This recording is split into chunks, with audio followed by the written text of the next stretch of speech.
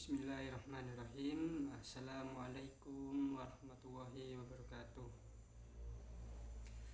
Perkenalkan, nama saya Brilian Vigo, NIM 20410301030 dari kelas Komunikasi dan Penyiaran Islam 2. Baiklah, langsung saja kepada pembahasan. Di sini saya akan menjelaskan tentang kisah teladan Nabi Musa alaihissalam. Nabi Musa alaihissalam lahir di zaman kekuasaan Raja Fir'aun, di mana saat itu Raja Fir'aun memerintahkan kepada prajurit-prajuritnya, setiap bayi laki-laki yang lahir harus dibunuh karena pengaruh dari mimpinya. Raja Fir'aun dikenal sebagai penguasa yang kejam dan ditakuti. Bahkan ia mengaku sebagai Tuhan yang paling tinggi, dan tidak ada satupun yang memberani membatahnya. Ibu Nabi Musa alaihissalam, Yukabat, yang mendengar berita tersebut lantas merahasiakan kelahirannya dari para prajurit kerajaan. Setelah melahirkan, Yukabat juga menyembunyikan Nabi Musa kecil alaihissalam di tempat-tempat yang tidak diketahui,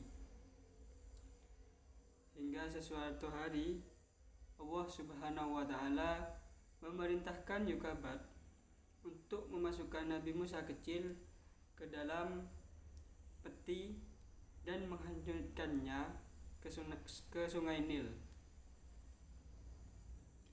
Allah Subhanahu wa Ta'ala berjanji untuk mengembalikan Nabi Musa alaihissalam dan mengangkatnya menjadi seorang rasul. Yang diambil dari petikan surat Toha ayat 13 yang menjelaskan, letakkanlah ia atau Nabi Musa di dalam peti, kemudian lemparkanlah ia ke sungai Nil, pasti sungai itu membawanya ke tepi supaya diambil oleh Fir'aun, musuhku dan musuhnya. Lalu peti tersebut ditemukan oleh istri Fir'aun. Mengetahui hal itu, Raja Fir'aun seketika memerintahkan untuk membunuhnya. Akan tetapi istri Fir'aun yang terlanjur menaruh simpati dan kasih sayang terhadap bayi yang lucu dan manis itu menolak untuk mengabaikan perintah tersebut. Nabi Musa yang masih bayi akhirnya menjadi anak angkat Fir'aun sendiri. Tetapi bayi tersebut tidak bisa disusui oleh siapapun, sehingga dengan kehendak Allah Subhanahu wa Ta'ala, akhirnya Nabi Musa alaihissalam kembali kepada ibunya sendiri, karena hanya dia yang bisa menyusuinya. Nabi Musa alaihissalam tumbuh sebagai sosok yang cerdas dan akal yang sempurna. Dia merantau meninggalkan Mesir menuju Madian.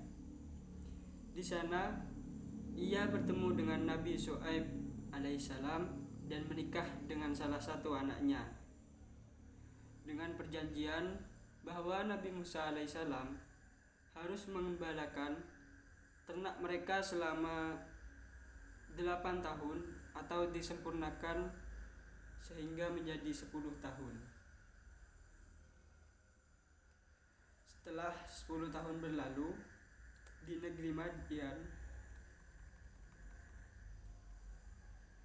Nabi Musa alaihissalam beserta istrinya meminta izin kepada Nabi Syuaib alaihissalam untuk kembali ke Mesir.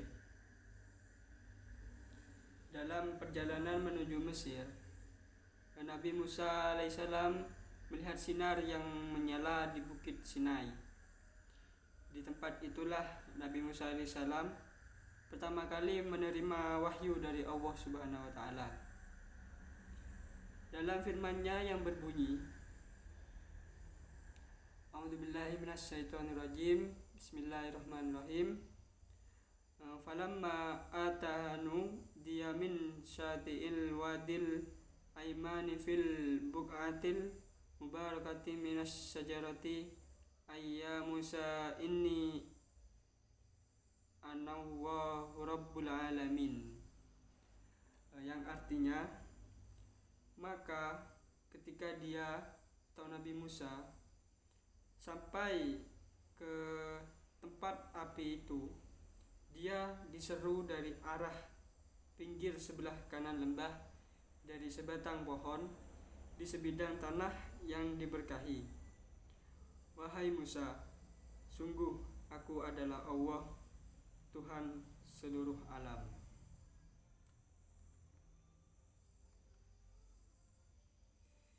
Dalam tafsir Fi Zilal Al-Quran, Sayyid Hud memaparkan ilustrasi kedatangan Nabi Musa alaihissalam ditemani oleh saudaranya Nabi Harun alaihissalam ke kerajaan Raja Fir'aun. Nabi Musa datang kepada Fir'aun dengan mukjizat sebagai bukti kenabiannya. Tetapi Fir'aun tidak menerima ajakan Nabi Musa alaihissalam, bahkan menuduh mereka adalah tukang sihir. Akibatnya Nabi Musa alaihissalam harus berhadapan dengan para penyihir-penyihir Raja Fir'aun. Mereka melemparkan tongkat yang berubah menjadi ular. Lalu Nabi Musa melemparkan tongkatnya yang dimiliki, dan tongkat itu berubah menjadi ular besar yang memakan ular-ular milik para sihir tersebut. Melihat hal itu, para tukang sihir mengakui kebenaran Nabi Musa alaihissalam dan beriman kepada Allah Subhanahu wa taala.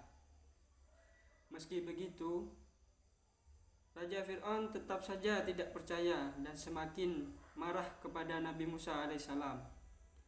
Hal ini seperti yang dijelaskan dalam surat Al-A'raf ayat 123 sampai dengan ayat 124 yang berbunyi,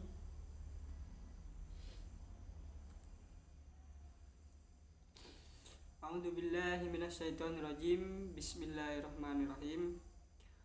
Qala fir'aunu amantum bihi qabla an adana lakum inna hadza lakum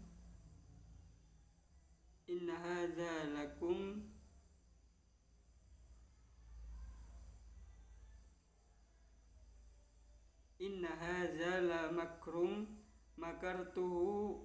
makartumuhu fil madinati litukhriju minha ahlaha fasawfa ta'lamun.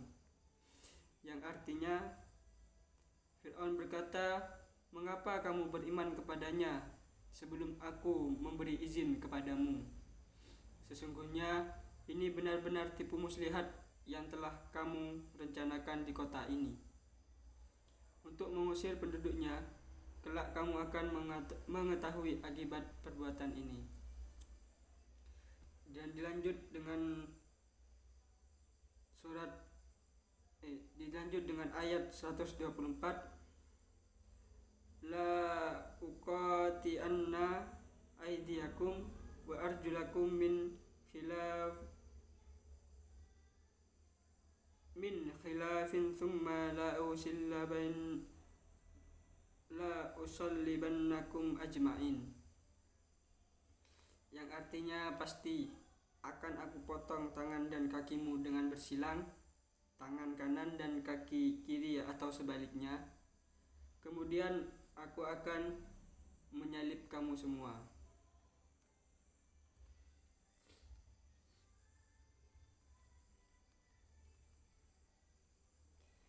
Raja Fir'aun yang murka lalu memerintahkan bala tentaranya untuk menangkap dan membunuh Nabi Musa alaihissalam serta pengikutnya yang akhirnya memutuskan untuk meninggalkan Mesir.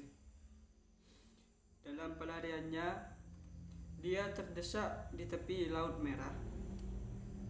Namun, Allah Subhanahu wa taala memberikan wahyu kepada Nabi Musa alaihissalam untuk memengkul tongkatnya ke permukaan air secara tiba-tiba, membelah lautan menjadi dua bagian. Jalan yang panjang terbentang di hadapan mereka. Nabi Musa alaihissalam dan pengikutnya terus berlari hingga sampai ke seberang dengan selamat. Di kejauhan, Raja Fir'aun dan bala tentaranya terus mengejar. Di pertengahan jalan, Allah Subhanahu wa taala lalu mengembalikan air laut seperti semula dan menenggelamkan Fir'aun beserta dengan pasukannya. Kisah ini dijelaskan dalam surat Al-Qasas ayat 40 yang berbunyi,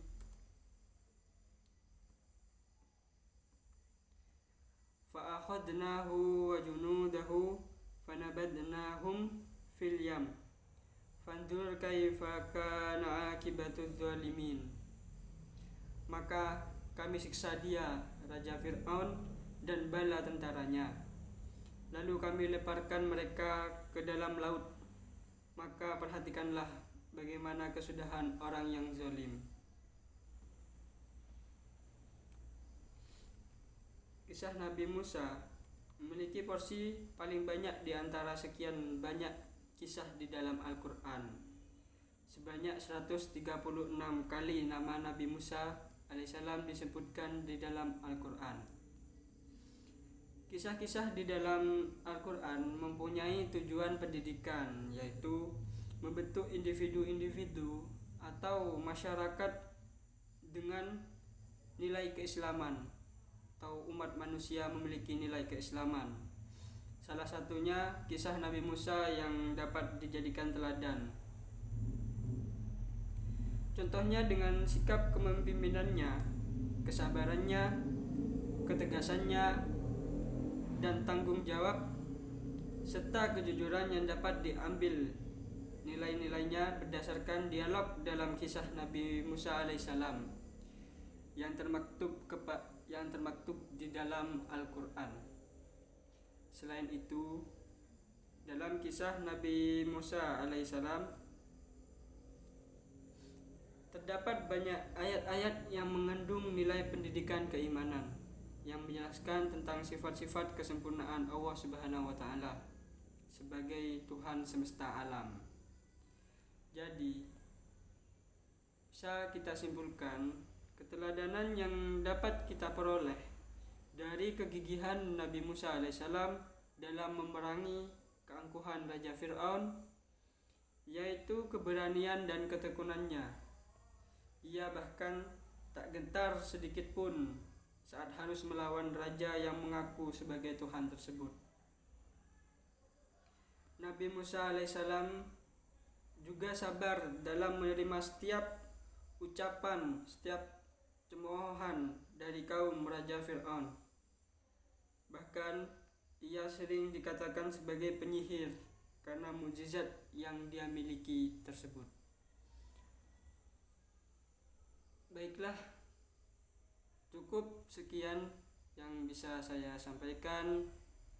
Kurang lebihnya saya mohon maaf sebesar-besarnya.